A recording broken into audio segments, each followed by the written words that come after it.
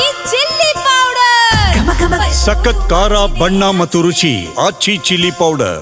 ಈ ವಿಚಾರದಲ್ಲಿ ಮಾತನಾಡೋದಕ್ಕೆ ನಿವೃತ್ತ ವಾಯುಸೇನಾ ಅಧಿಕಾರಿಗಳಾಗಿರುವಂತಹ ಮೋಹನ್ ಚಿತ್ತಲೆ ಸರ್ ಇದ್ದಾರೆ. ಮೋಹನ್ ಚಿತ್ತಲೆ ಸರ್ ನಮಸ್ಕಾರ.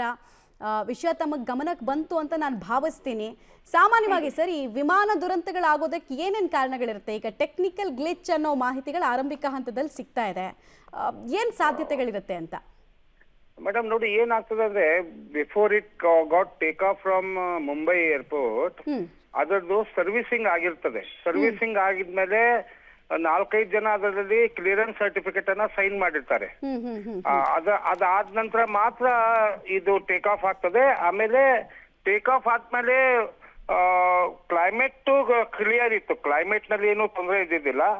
ಲ್ಯಾಂಡಿಂಗ್ ಟೈಮ್ ಲ್ಯಾಂಡಿಂಗ್ ಗೇರ್ ಏನಾದ್ರೂ ಸ್ಟಕ್ ಆತಾ ಇಲ್ವಾ ಏನಾಯ್ತು. ಆದ್ರೆ ಒಂದು ಮಾತ್ರ ನಿಜ, ಈ ಏನ್ ಪ್ರೈವೇಟ್ ಏರ್ಕ್ರಾಫ್ಟ್ಸ್ ಇರ್ತಾವಲ್ಲ, ಇವು ವಿದೌಟ್ ಪರ್ಮಿಷನ್ ಕೂಡ ಕೆಲವೊಮ್ಮೆ DGCA ಹಾರ್ ಬಿಡ್ತಾವೆ. ಯಾಕಂದ್ರೆ ಈ ಜಿಲ್ಲಾ ಪರಿಷತ್ ಚುನಾವಣೆ ಇತ್ತಲ್ಲಿ ಇರೋದ್ರಿಂದ ಅದ್ರ ಪ್ರಚಾರಕ್ಕೆ ಅವ್ರು ಬರ್ಬೇಕಾಯ್ತು. ಮತ್ತೆ ನಾನು ಅಜಿತ್ ಪವಾರ್ ಅವರನ್ನ ಬಹಳ ಹತ್ತಿರದಿಂದ ನೋಡ ಮನುಷ್ಯ. ಅಂದ್ರೆ ಒಂದು 8 ಸತಿ ಅವ್ರನ್ನ ಭೇಟಿನೂ ಕೂಡ ಆಗಿದ್ದೆ ಮಹಾರಾಷ್ಟ್ರ ಎಲೆಕ್ಷನ್ ನಲ್ಲಿ ಇದ್ದಾಗ. ನೇರ ಮಾತಾಡೋರು ಅವರು.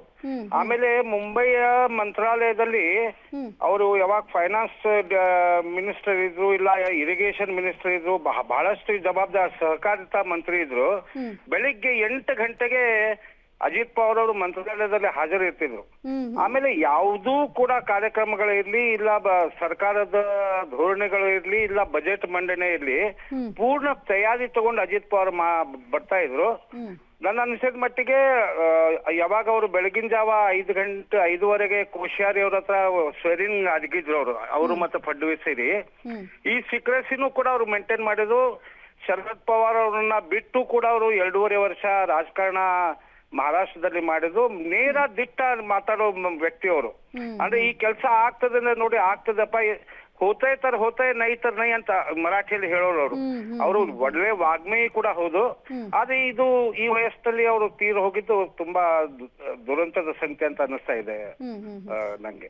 ಮೋಹನ್ ಚಿತ್ತಲೆ ಸರ್, ಈಗ ಸಾಮಾನ್ಯವಾಗಿ ಕ್ರಾಶ್ ಲ್ಯಾಂಡಿಂಗ್ ಆಗ್ಬೇಕಾದ್ರೆ ಸರ್, ಪ್ರಯಾಣಿಕರು ಒಳಗಿರುವಂತಹ ಪ್ರಯಾಣಿಕರು ಆಚೆ ಜಿಗಿಯೋದಕ್ಕೆ ಎಜೆಕ್ಟ್ ಆಗೋದಕ್ಕೆ ಸಾಧ್ಯನೇ ಇರಲ್ವಾ? ಯಾವ ಕಾರಣಕ್ಕಂತ ನಮ್ಗೆ ಆಲ್ಮೋಸ್ಟ್ 99% ಇಂಥ ಪ್ರಕರಣಗಳಲ್ಲಿ ಸಾವನ್ನಪ್ಪಿಬಿಡ್ತಾರೆ ಅಂತ ನಾವು ಬಿಪಿನ್ ರಾವತ್ ಅವ್ರನ್ನು ಹಿಂಗೆ ಕಳ್ಕೊಂಡಿದ್ವಿ.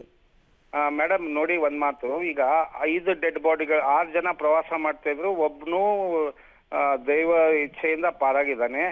ಈ 5 ಡೆಡ್ ಬಾಡಿಯಲ್ಲಿ ಏವಿಯೇಷನ್ ಟರ್ಬೈನ್ ಫ್ಯೂಯಲ್ ಅಂತೇವೆ ನಾವು, ATF. It is not normal petrol or diesel, it is ATF. ATF 100% strength ಬೇರೆ ಪೆಟ್ರೋಲಿಯಂ ಪ್ರಾಡಕ್ಟ್ ಗಿಂತ ಜಾಸ್ತಿ ಇರ್ತದೆ. ಹಿಂಗಾಗಿ ಯಾರ ಬಾಡಿ ಯಾವ್ದಂತ ಹೇಳಿ DNA ಟೆಸ್ಟ್ ಮಾಡಿ ಗೊತ್ತಿಡಬೇಕು. ಹಿಂಗಾಗಿ ಅಜಿತ್ ಪವಾರ್ ಅವರ ಬಾಡಿ ಯಾವುದು, ಮಿಕ್ಕಿದ ಕೋ ಪೈಲಟ್ ಇನ್ ಬಾಡಿ ಯಾವುದು, ಪೈಲಟ್ ಇನ್ ಬಾಡಿ ಯಾವುದು, ಅವ್ರ PA ಗಳ ಬಾಡಿನೂ ಕೂಡ ಗೊತ್ತಿಡ್ಲಿಕ್ಕೆ ಆಗಲ್ಲ. ನಾವು ಪಾಪ ಇಂಥ ದುರ್ಮರಣ ಯಾರಿಗೂ ಬರಬಾರ್ದು. But when the air crash is happened, it happens in a severe way that ಟ್ಯಾಂಕಿಗೆ ಹೊಡೆತ ಆಗ್ತದೆ, ಬೆಂಕಿನ ಹತ್ತದೆ. ನೀವು ವಿಜುವಲ್ಸ್ ತೋರಿಸ್ತಾ ಇದ್ದೀರಾ ಯಾವ ಪ್ರಮಾಣದಲ್ಲಿ ಬೆಂಕಿ ಹತ್ತಿದೆ ಅಂತಂದ್ರೆ.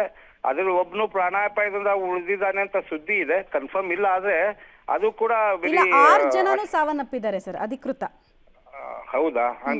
ನನ್ಗೆ ಟ್ವೀಟ್ ಬಂದಿದ್ದು 1 ಹ್ಯಾಸ್ ಬಿನ್ ಎಸ್ಕೇಪ್ಡ್ ಅಂತ ಇತ್ತು. ಅಂದ್ರೆ ಕನ್ಫರ್ಮ್ ನಂಗೆ ಕನ್ಫರ್ಮ್ ಇತ್ತು ಮೇಡಮ್, ಮಮತಾ ಮೇಡಮ್. 6 ಜನ ಆಸುನಿಗಿದ್ದಾರೆ ಅಂತ.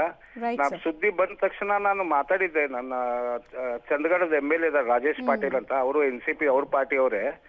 ಅವ್ರಿಗೆ ಸುದ್ದಿ ಮುಟ್ಟಿಸಿದೆ. ಈಗ ಅವ್ರು ಹೋಗ್ತಾ ಇದ್ದಾರೆ ಮರಾಮತಿಗೆ. But he was a good political leader madam. ನಾನು ಹತ್ತಿರದಿಂದ ನೋಡಿದಾಗ ಹೇಳ್ತಾ ಇದ್ದೀನಿ. Right sir, thank you public TV ಜೊತೆಗೆ ಮಾತನಾಡಿದಕ್ಕೆ.